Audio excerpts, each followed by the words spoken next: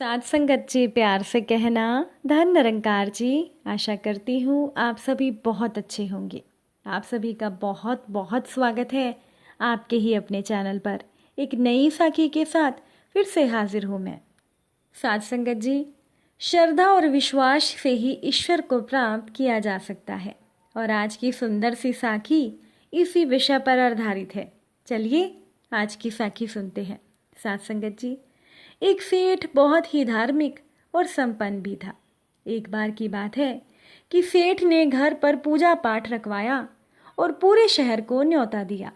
पूजा पाठ के लिए सेठ जी ने एक विद्वान शास्त्री जी को बुलाया और खान पान की व्यवस्था के लिए शुद्ध घी के साथ साथ भोजन की व्यवस्था की गई, जिसको बनाने के लिए एक महिला जो कि पास के गांव में रहती थी, उस महिला को खाना बनाने की सेवा दी गई। अब शास्त्री जी कथा आरंभ करते, गायत्री मंत्र का जाप करते, फिर गायत्री मंत्र की महिमा बताते और उसके बाद हवन पाठ इत्यादि होता था। लोग सेठ जी के घर पर कथा सुनने आते थे और अंत में सभी भोजन का आनंद लेकर अपने घर वापस चले जाते थे। ये सिलसिला रोज चलता था। अब भोज्य प्रसाद बनाने वाली महिला बड़ी कुशल थी। वो अपना काम करके बीच बीच में कथा आदि सुन लिया करती थी। साथ संगत जी, रोज की तरह एक दिन शास्त्री जी ने गायत्री मंत्र का जाप किया और महिमा का बखान करते हुए बोले कि इस महामंत्र को पूरे मन से एकाग्रचित होकर अगर किया जाए तो इस मंत्र से भव सागर से पार उतरा जा सकता है। इंसान जन्म मरण के झंझटों से मुक्त हो सकता है। साथ संगत जी, कथा करते करते अंतिम दिन भी आ गया और वो महिला उस दिन समय से पहले आ गई और शास्त्री जी के पास पहुंची। महिला ने शास्त्री जी को प्रणाम किया और बोली कि शास्त्री जी, आपसे एक निवेदन है। अब शास्त्री जी उस महिला को पहचानते थे क्योंकि उन्होंने उस महिला को रसोई घर में खाना बनाते हुए देखा था। वो बोले कि कहो, क्या कहना चाहती हो।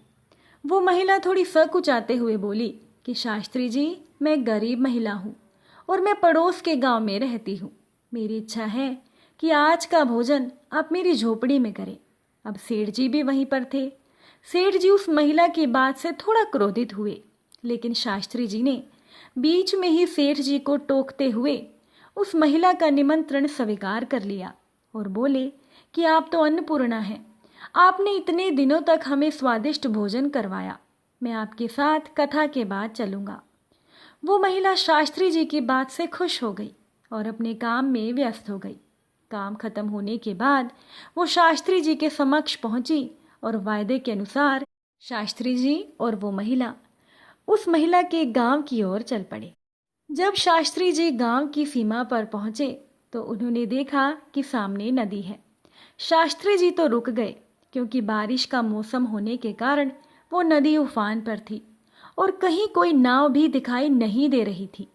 अब शास्त्री जी को रुकता हुआ देखकर उस महिला ने पहले अपने वस्त्रों को ठीक से अपने शरीर पर लपेट लिया और इससे पहले कि शास्त्री जी की समझ में कुछ आता, उस महिला ने शास्त्री जी का हाथ थामकर नदी में छलांग लगा दी और जोर जोर से गायत्री मंत्र का जाप करने लगी। एक हाथ से तैरते हुए कुछ ही पलों में उफनती नदी की तेज धारा को पार करके वो महिला और शास्त्री जी दूसरे किनारे पर पहुंच गए।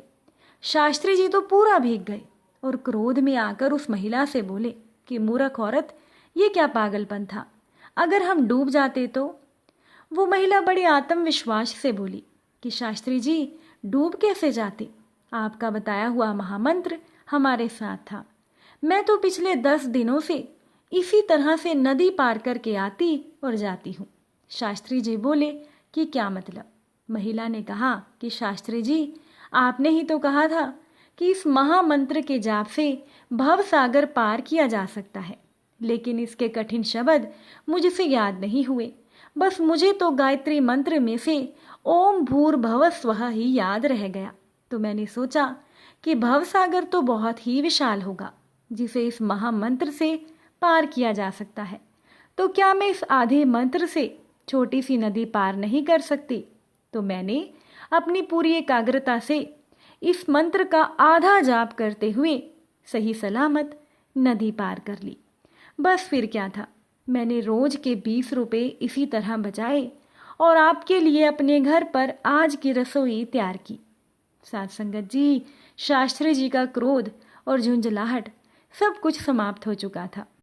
उस महिला की बातों को सुनकर शास्त्री जी की आंखों में आंसू आ गए और बोले कि माँ, मैंने अनगिनत बार इस महामंत्र का जाप किया, पाठ किया और इसकी महिमा बताई, पर तेरे विश्वास के आगे सब बेबस हो गया। इस मंत्र का जाप जितनी श्रद्धा से तूने किया, उसके आगे मैं नतमस्तक हूँ। शास्त्री जी ने उस महिला से कहा कि तू धन्य है। ये कहकर उन्होंने उस महिला के चरण स्पर्श किए। साथ संगत जी, उस महिला को कुछ भी समझ में नहीं आ रहा था। वो तो खड़ी की खड़ी रह गई। शास्त्री जी भाव विभोर से आगे बढ़ गए और पीछे मुड़कर उस महिला से बोले कि माँ, चलो, भोजन नहीं कराओगी? मुझे बहुत भूख लगी है। साथ संगत जी, श्रद्धा और विश्वास ही तो है जो पत्थर को भी भगवान बनाता है। ईश्वर पर विश्वास ईश्वर की आराधना प्रणाली से कहीं ज्यादा महत्वपूर्ण है। एक बार की बात है कि एक पंडित जी समुद्री जहाज से यात्रा कर रहे थे। रास्ते में एक रात तूफान आने से जहाज को एक द्वीप के पास खड़ा करना पड़ा। सुबह पता चला कि रात को आए तूफान में जहाज में कुछ खराबी आ गई है। जहाज को 1-2 दिन वहीं पर रोककर उसकी मरम्मत करनी पड़ेगी। अब पंडित जी ने सोचा कि क्यों ना एक छोटी बोट से द्वीप पर घूमा जाए। अगर कोई मिल जाए तो उस तक प्रभु का संदेश पहुंचाया जाए और उसे प्रभु का मार्ग बताकर प्रभु से मिलाया जाए। साथ संगत जी, पंडित जी जहाज के कैप्टन से इजाजत लेकर एक छोटी बोट से द्वीप पर गए। वहां इधर उधर घूमते हुए वो 3 द्वीपवासियों से मिले जो बरसों से उस द्वीप पर रहते थे। पंडित जी ने उनके पास जाकर बातचीत करनी शुरू की। उन्होंने पंडित जी से ईश्वर और ईश्वर की आराधना पर चर्चा की। पंडित जी ने उन द्वीपवासियों से पूछा कि क्या आप ईश्वर को मानते हैं? तो उन सब ने कहा कि हाँ। फिर पंडित जी ने उनसे पूछा कि आप ईश्वर की पूजा कैसे करते हैं? उन्होंने बताया कि हम अपने दोनों हाथ ऊपर करके कहते हैं कि हे ईश्वर, हम आपके हैं, आपको याद करते हैं, आप भी हमें याद रखना। पंडित जी ने उनसे कहा कि ये प्रार्थना तो ठीक नहीं है। तो उनमें से एक ने कहा कि पंडित जी, फिर आप हमें सही प्रार्थना सिखा दीजिए। पंडित जी ने उन सभी को धार्मिक पुस्तकें पढ़ना और प्रार्थना करना सिखाया। तब तक जहाज भी ठीक हो गया। पंडित जी अपने सफर पर आगे बढ़ गए। 3 दिन के बाद पंडित जी ने जहाज के डेक पर टहलते हुए देखा कि वो तीनों द्वीपवासी जहाज के पीछे पीछे पानी पर दौड़ते हुए आ रहे थे। पंडित जी ने हैरान होकर जहाज रुकवाया और उन तीनों को ऊपर चढ़वाया। फिर उनसे इस तरह से आने का कारण पूछा। तो उन तीनों ने कहा कि पंडित जी, आपने जो प्रार्थना में सिखाई थी, हम उसे अगले दिन ही भूल गए, इसीलिए आपके पास उसे दोबारा सीखने आए हैं। आप हमारी मदद कीजिए। तो पंडित जी ने उनसे कहा कि ठीक है, पर तुम ये तो बताओ कि तुम पानी पर दौड़ कैसे सके? तो उन्होंने पंडित जी से कहा कि हम आपके पास जल्दी पहुंचना चाहते थे, इसीलिए हमने ईश्वर से विनती करके मदद मांगी और कहा कि हे ईश्वर, दौड़ तो हम लेंगे, बस आप हमें गिरने मत देना। और हम दौड़ पड़े। पंडित जी सोच में पड़ गए। पंडित जी ने उनसे कहा कि आप लोग और ईश्वर पर आपका विश्वास धन्य है। आपको दूसरी किसी प्रार्थना की कोई जरूरत नहीं। आप लोग पहले की तरह प्रार्थना करते रहें। साथ संगत जी, ये साखी बताती है कि ईश्वर पर विश्वास ईश्वर की आराधना प्रणाली से कहीं ज्यादा महत्वपूर्ण है। साथ संगत जी, उम्मीद करती हूँ कि साखी आपको अच्छी लगी होगी। अगर अच्छी लगी हो तो वीडियो को लाइक कीजिएगा और अपने विचार कमेंट द्वारा ज़रूर बताइएगा। फिर मुलाकात होगी नई साखी और नए विचारों के साथ। साथ संगत जी, प्यार से कहना, धन निरंकार।